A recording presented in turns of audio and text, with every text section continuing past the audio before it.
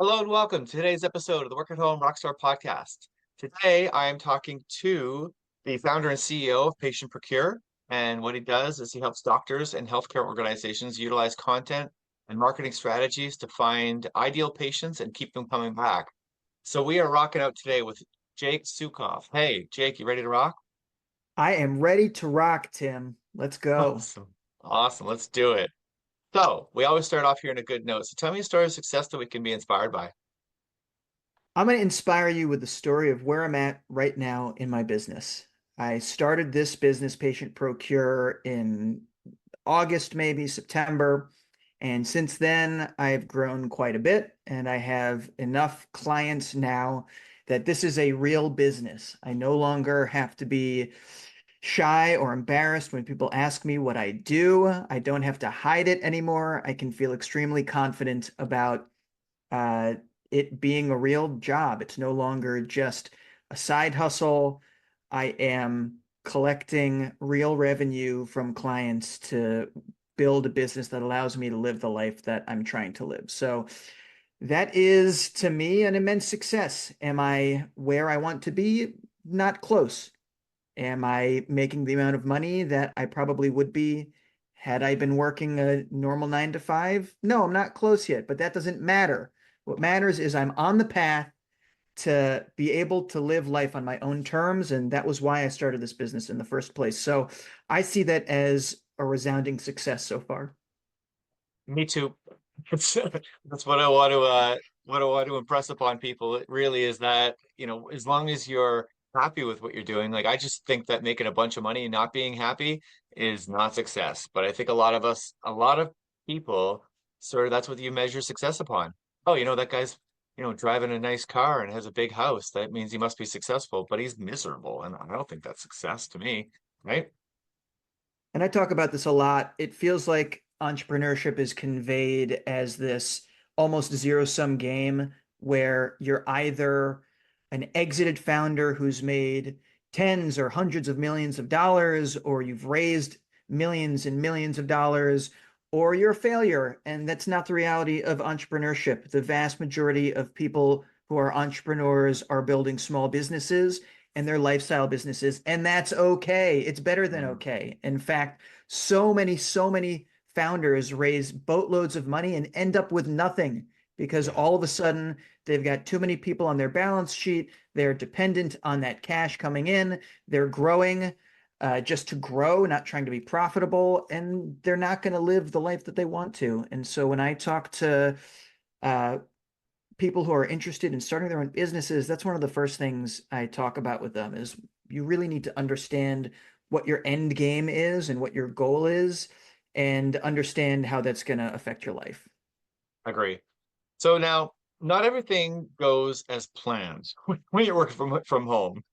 And so we do make mistakes from time to time. And I like to make sure that people understand that on this show because I think one of the reasons why people don't go into business for themselves is that fear of failure. They think that it's just not going to work out for them and they're going to make some mistakes. And really, I just want to normalize that a bit. So can you share something that didn't go as planned for you and how you recovered from it?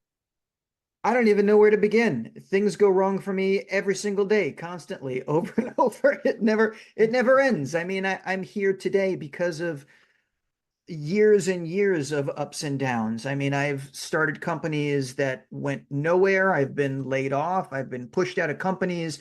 I've had toxic founders that have led to bad endings. I mean, I've made tons of mistakes, but the only one of the only things that I found to be true in entrepreneurship is as long as you can keep moving forward, it's not failure. Mhm. You're bound to have missteps and mistakes. Things will go wrong for sure. And it's about how you react to those things. And you need to be mentally tough to be an entrepreneur. It is filled with roadblocks. It's never going to be easy, but if you can persevere, you're probably going to be successful.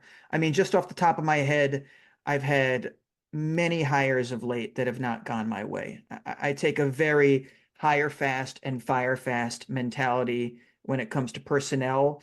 I don't have the time. I don't have a large team. I can't take months to interview people. I find a role that needs to be filled. I interview as many people as I can find who are interested, and then I hire somebody. I try to get the entire thing done in 2 weeks or less. And then if it doesn't work out, I'll try to work with one of these other candidates who I worked with before. But that's happened twice over the past month where I hired somebody. I thought it was going to be a good fit. It didn't work out. I fired them. I moved on. I started working with somebody new.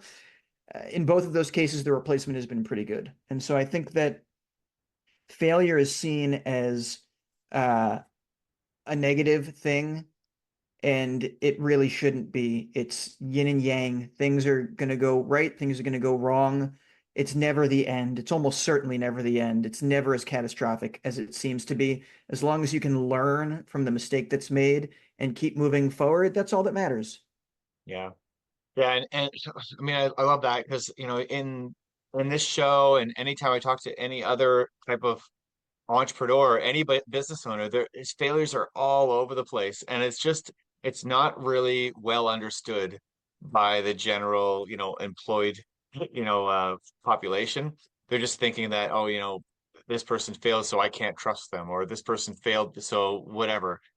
Uh, but what you do find is that businesses fail all the time and people start another one, right? It's just sometimes they fail, sometimes they don't even fail. Sometimes they just fall into massive debt and they pull themselves back out again. Sometimes they declare bankruptcy and they pull them and they start something new. It's just, when you talk to other entrepreneurs, they're like, yeah, that's what happens. And it's just very, very normalized. But I think that a lot of that might come from our school systems, maybe focusing on, you know, 100% and all that kind of stuff. And, maybe we just get programmed for it. I'm not sure. But I wonder, like, where do you think that your mindset came from that allows you to be okay with making those mistakes and still getting back up again? It's all experience, Tim. It's about failing over and over again and realizing with each new failure that it's not the end of the world. You just have to, get your bumps and bruises and realize that it's not the end and get up and keep moving forward. I mean, it's easy for me to sit here and talk a big game about how mentally tough I am and how I've persevered so much, but I've had tons of bouts with anxiety and depressive thoughts and feeling like a failure and that I'm not good enough. Hmm. That's kind of par for the course with entrepreneurship. It's an extremely humbling lifestyle. And I say lifestyle because it's not a job, it's not a career, it is absolutely a way of life. You talk to entrepreneurs, it's like we're addicts.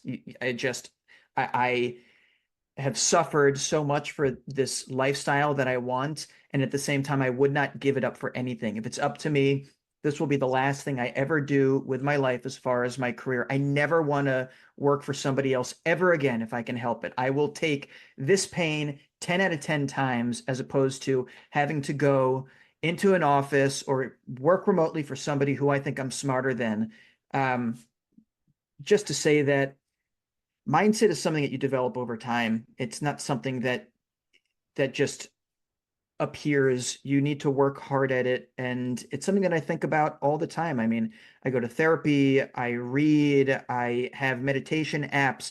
I all the time try to think about um, gratitude and the fact that I'm able to even try to do this.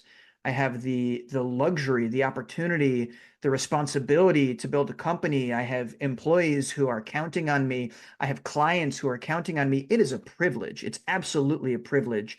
And so I try to think about that every day. And also the fact that we're tiny, insignificant little specks on this giant rock hurtling through space. Like, what are my problems, really? What are they? I think that it's a really important perspective for mindset. You have to keep your perspective about what is really at stake here. I mean, a Yeah. lot of my ego, uh, money, clients' money, there's employees counting on me, but if this company went under, I have my health, I have my family, things are going to be okay. I think it's really important to keep that perspective. Yeah, I agree. I read once, what was it? As a quote said, confidence comes from surviving the attempt, right? And I think if we, bring it into music a little bit, I think karaoke is a great tool because you go up there, you sing a song, you're terrible. And you know it, they know it, but you get off the stage, you had fun. And nothing really bad happens, right? And I think that what most entrepreneurs probably realize at some point is that you have these like measured failures, these small things that happen that, oh, that didn't work out. And then you're like, okay, well, I didn't die. So you keep going.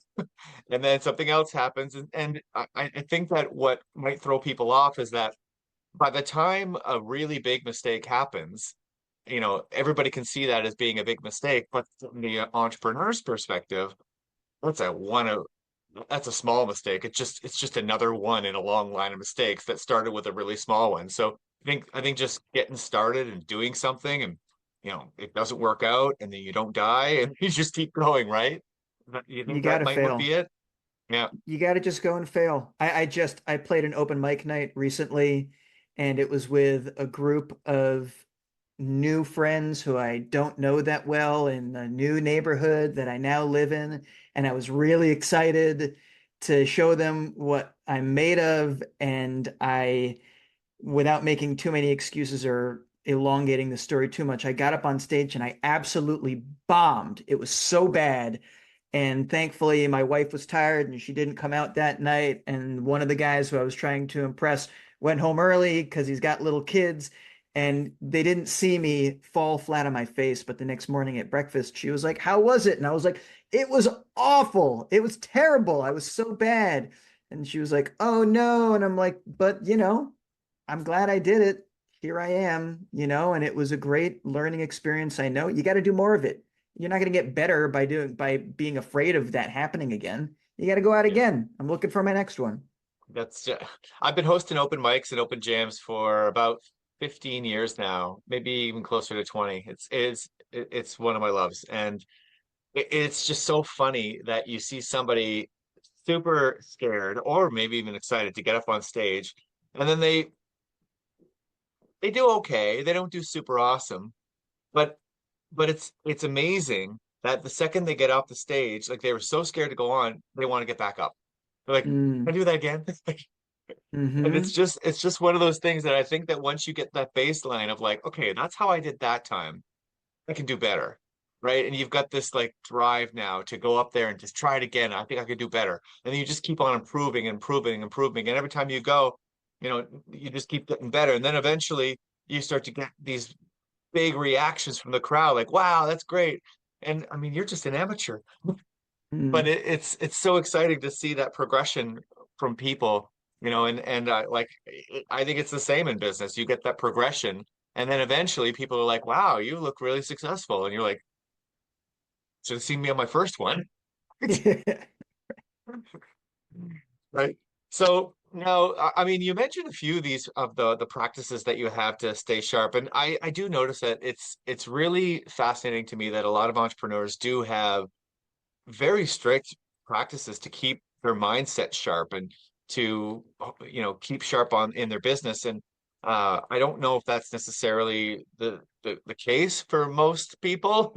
Maybe it's a few drinks after work that keeps them around, but I'm wondering, what does your routine look like that keeps you going? Well, luckily I have two very small children. I've got a 4-year-old and like a one in change year old. And so that makes my day very predictable. I know that I'm going to wake up at 5:30 in the morning. Uh, if my wife's if it's my wife's turn, I'll get to go back to bed for a bit, but typically up at, 5:30 or if not 7 with the kids, with the family, breakfast, taking older one to daycare, and then I have my lock-in time between like 9:30 or 10 and 4:35. And that's my time to really get dialed in. So at a minimum, my schedule is pretty predictable from day to day, which means that I understand when I need to make time if I want to go to the gym or work out from home or go for a run. And so at least I have that predictability in my day. Outside of that, I practice a lot of mindset work, a lot of, mindfulness, a lot of gratitude work, a lot of meditation where I can, but I try not to be too strict about it. A lot of my day is on the phone just by nature of being the only full-time employee and being the boss. My clients all want to work with me. They all want to talk to me, even though I have a large team that I can delegate, not large, but a team that I can delegate to. Everyone wants to talk to me. So I try not to be too rigid about like at 10 a.m. I need to be journaling, and at 1:45 I go to the gym, and at 3 p.m. I do my mindfulness. That's more, I go to therapy weekly to make sure I'm not burdening my wife or my friends or family with, my idiosyncrasies and my strangenesses that need to find their way out from, what's between my ears. Um, and like I said before, I'm always thinking about, um, you know, the fact that this is a privilege, that's really enough for me. I find I work out, minimum 4 days a week. That takes the place of most of my meditation, and that's really my time. I don't listen to music. That's my time to really try to be present and to focus and think through any uh, really difficult challenges I'm currently facing. Um, but I'm a huge proponent of CBT. I think that giving yourself the tools to try to sort through your anxieties and helping yourself understand your emotions and the triggers before they pour out of you has been probably the most powerful mindset change I could have made for myself over the past few years. Well, so a lot of self-awareness. I mean, as as much as I can be. I mean, like anybody, I struggle with these things day to day, and I feel like uh, for this segment of the podcast, a lot of people would lie and just say, "Well, every day I do this," and it's I struggle every day, and I just try to do my best. So I try to be self-aware when I can be, and when I'm not, I give myself grace and try not to, crucify myself for being a human and making mistakes. Yeah. Yeah, I get that for sure. And I think that I mean, obviously, the more routine you are, I think probably the better. But on the other hand, I think that a lot of reasons why we do want to become self-employed in the first place is to have that flexibility to be able to change that schedule around a little bit. And I think that for me, especially, um, listening to my body and, when I'm not 100%, go take a nap. Like, I mean, and you can do that, right? I mean, I think I'm far healthier than most of my peers, and that's probably why, because Mm. if I'm feeling run down, instead of being like, oh, gotta go to work, you know, go sit in that office and, just drain yourself, I'm gonna take a nap. And then you get up from that nap and you're like, wow, I feel much more refreshed. And off you go, right? Yeah, And we have the that is flexibility to a do that. that's a skill though. I know plenty of entrepreneurs who burn out because they don't have that ability to recognize when they've reached their limit and continue to push. And then instead of taking one day off, they have to take 2 weeks off Yeah. because they have pushed themselves past the point that they can be healthy and continue to operate. So that's not a trivial ability to be able to understand your limits and then take care of yourself. I think that's a huge part of being an entrepreneur is understanding, what you need and taking care of yourself in the way that you need to be effective. Hmm. Well, thank you. I thought that was normal. Great. So now the next question I want to ask you is a little bit about, the band. So I'm wondering, who do you have around you? You mentioned that you've been hiring and firing quickly. That's awesome. I'm wondering, like, what are the important people that you need in your band? Um, well, Currently, I have about 12 or so part-time employees. And depending on the month, some of them feel a lot more full-time and some of them I don't hear from. And the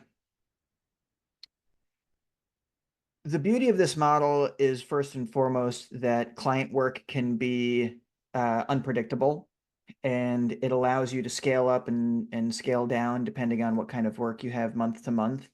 My current essential employees are the folks who are executing on the client work. The way that I operate my business is basically, I don't know if you want to think of it as like hub and spoke, or having generals. I like to think of it as having these generals or captains, where for every service that I offer, I have a senior level employee who I'm paying a much higher hourly rate than I might for, a full-time employee, but they help me set the strategy and understand exactly what tactics we need to be using for each individual client case. And in Hmm. some cases, I have multiple captains who might have a specialty for one of the clients I'm working with. And then I employ the foot soldiers who are a little bit more entry level and then have a much lower hourly rate and can execute on the more administrative duties. And so, the senior employees are extremely hard to find, and it's rare to find somebody who is this mix of extremely talented and can execute at the level that I need to, and willing to work part-time. Some in some cases prefer it, which is great for me right now. Um, and then people who are fun to work with, because at the end of the day, I'm spending so much time with these people that if I don't enjoy working with them, it makes my life drab and Hmm. meaningless. And so I need to work with people who have a sense of humor, who lead with uh, energy and joy and want to be a part of this. And so, I have a chief of staff. She keeps me on my toes and makes sure everything is organized and lets me understand what are all the projects we're working on. I have a director of content. She's been essential in helping me put strategies together. I have a director of SEO, a director of organic social, a director of paid ads, and then, individual um, freelancers or contractors underneath those people. Um, and then, there's all sorts of people who, again, the beauty of this model is the reason why I'm here. I said, you know what, I really want to start a podcast, but I don't have the bandwidth. So maybe instead I'll just try to appear on podcasts. And I found a guy whose entire job is just to book me on podcasts. It's great. I pay him per episode, and he has a bunch of other clients, and it's a relationship that works really well. So it's a model that, could not have existed the way it does today, even, you know, 3 or 5 years ago. The Hmm. tools exist today that allow anybody to build a team like this. And I strongly recommend it. People, I mean, even I think that every single worker should have a VA. There's no reason why you shouldn't be paying somebody, between $5 and $8 an hour to help you be organized every day. I mean, regardless if you are, a sole proprietor or work for yourself or work a 9 to 5. I mean, having a second person to keep you organized is immensely helpful, and um, it's been a huge unlock. I mean, this is something that Tim Ferriss talked about, in 4 Hour Work Week. I don't even know how many years ago he wrote it, 15 years ago or 20 years ago, whenever it was. Um, and it's just as true today as it's ever been. Even with AI and automation, having a human being who can assist you is just, it's a major unlock. Yeah. Where'd you find your VA? So all of the people I hire are from job boards. I hire a lot of people from the Philippines. There's a great job board called onlinejobs.ph that I highly recommend. I found some people on Reddit. I found some people on LinkedIn. Found some people on Upwork.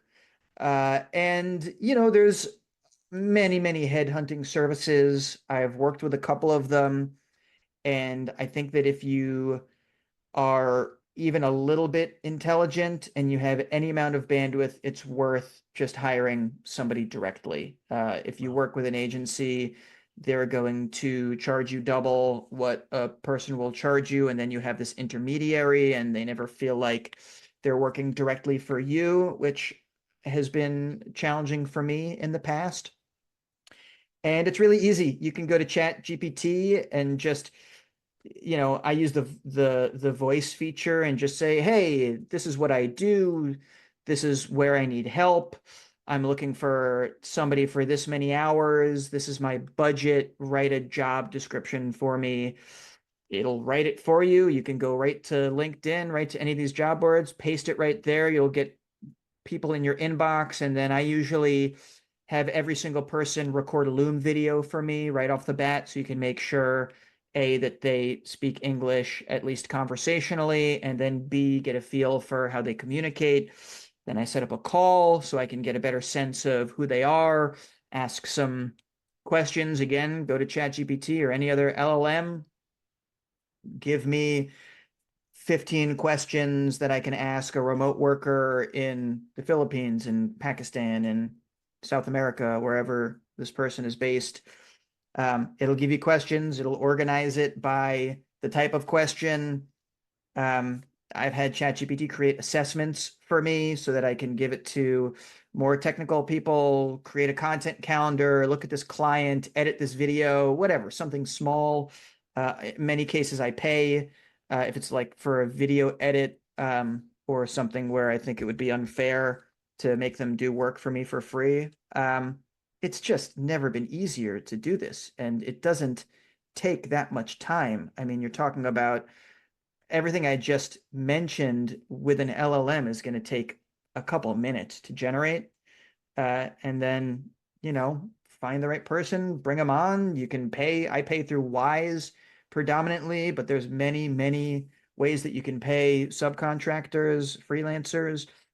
And so this is the future, man. It's now. I mean, it feels like in my circles, this is well-trodden ground, but I talk to people who are not in this arena, and by this arena, I mean people who are building small distributed businesses. It feels like everybody's doing it, but I talk to people outside of this world, and very few people have experience doing it. I'm telling you right now, it's super easy to do.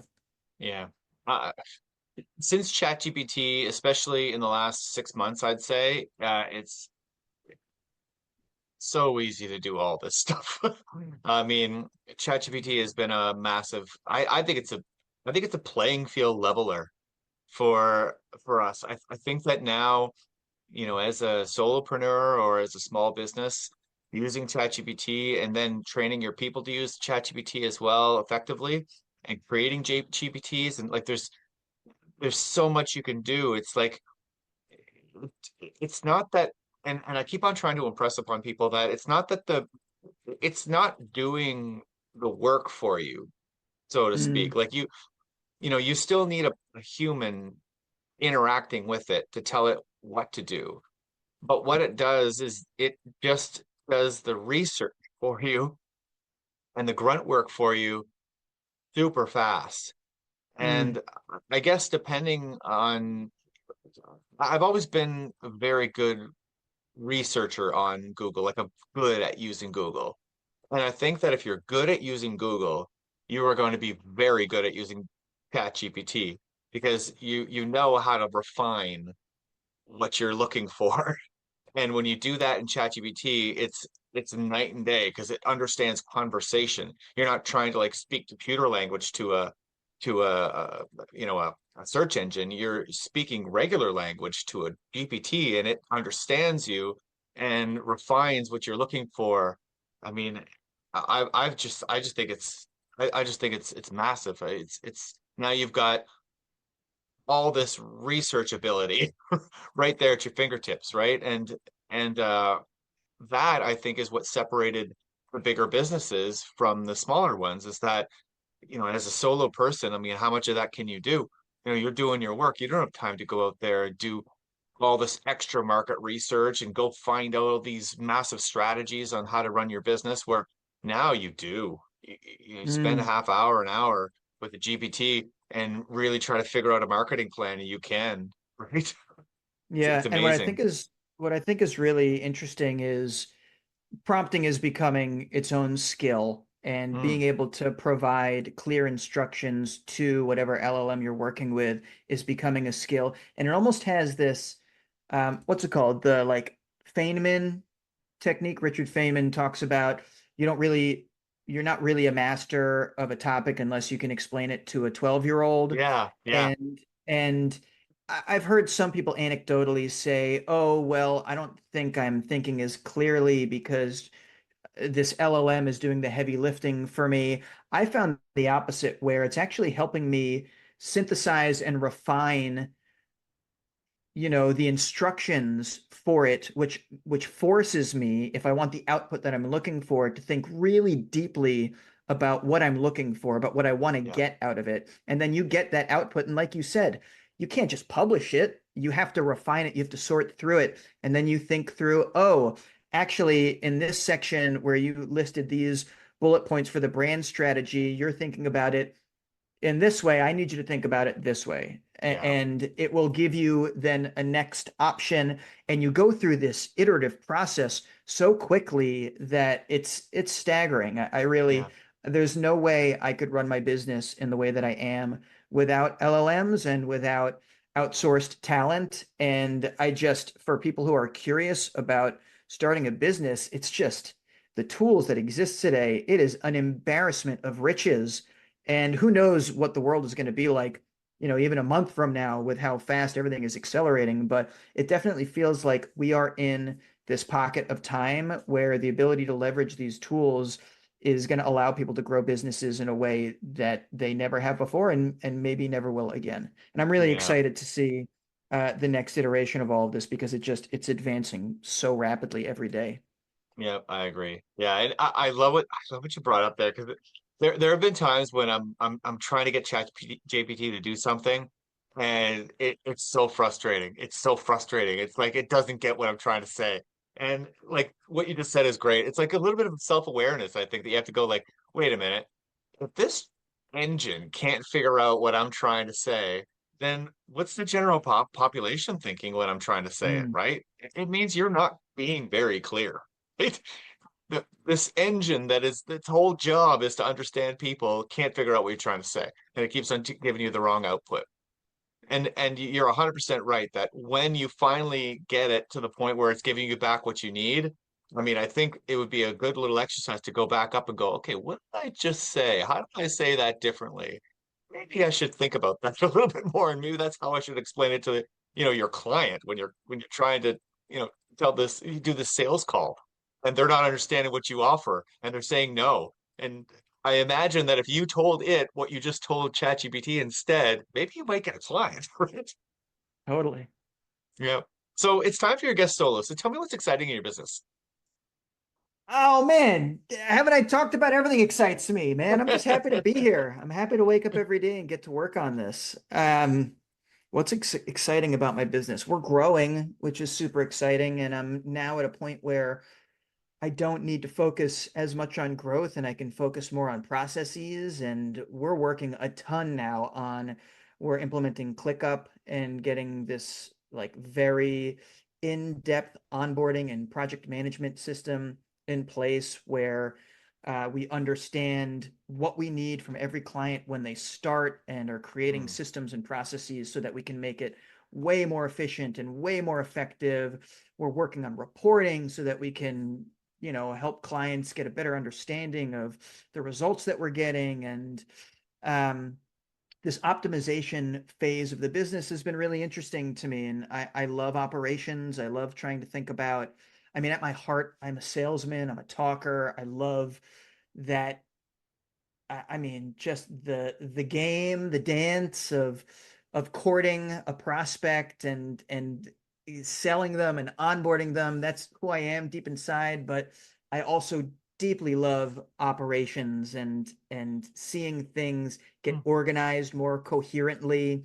And so, I've been working really hard on manual systems, and at the same time, I have this parallel path where I'm working with this outsourced automations agency that's helping me with building agents and injecting automation into my business wherever I can. And so I have this kind of dual um, strategy of, okay, today, right now, I have a project manager and I have, myself, who are making sure the train is staying on the rails and we're going to get more effective. And with every new client, we're going to do a better job.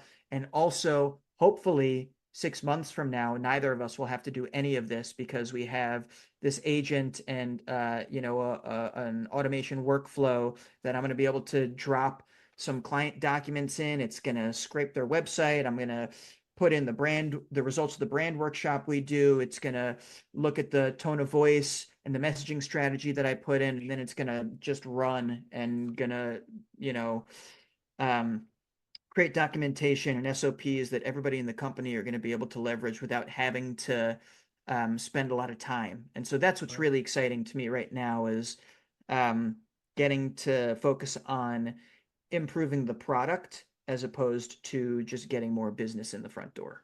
Hmm, that's awesome. So then, what would be the ideal type of client that would get the most out of working with you?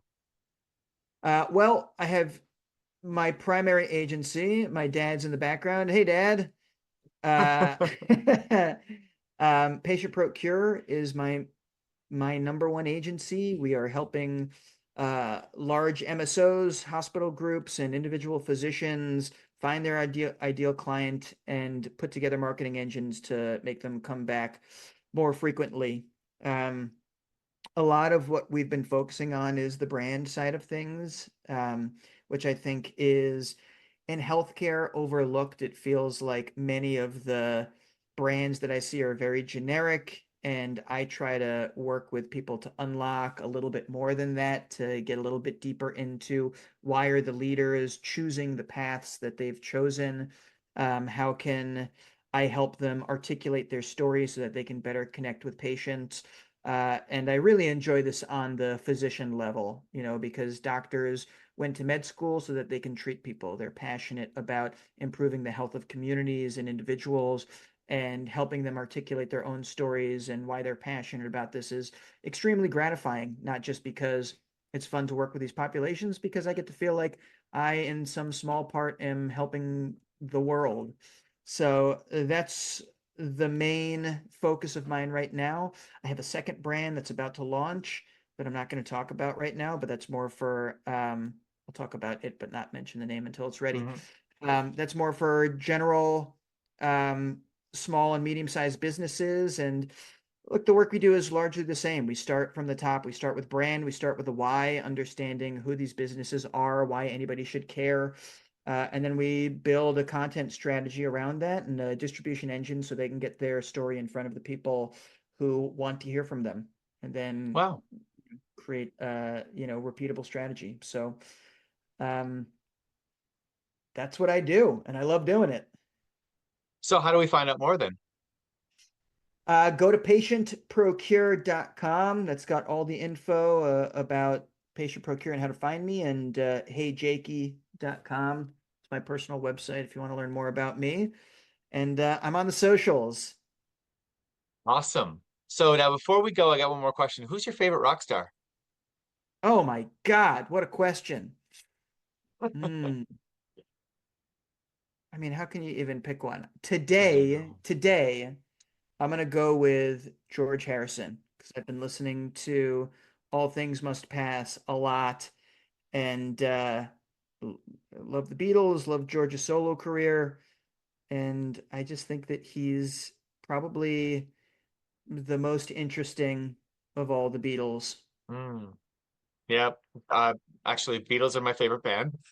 I, lear I learned mostly on Beatles music actually, and George, I agree. He's totally underrated with what he's been able to do. And I actually had All Things Must Pass on my whiteboard for a long time. Yeah, That's such a great saying, right? he's brilliant. I think that that's probably my favorite of any of the Beatles solo albums. And Mhm. um, what else can be said? He's a Yeah. genius. If you haven't listened, go ahead and listen. Absolutely. Right. And well, thank you so much for rocking out with me today, Jake. This has been a lot of fun. Thanks, Tim. Appreciate you, man. All the best.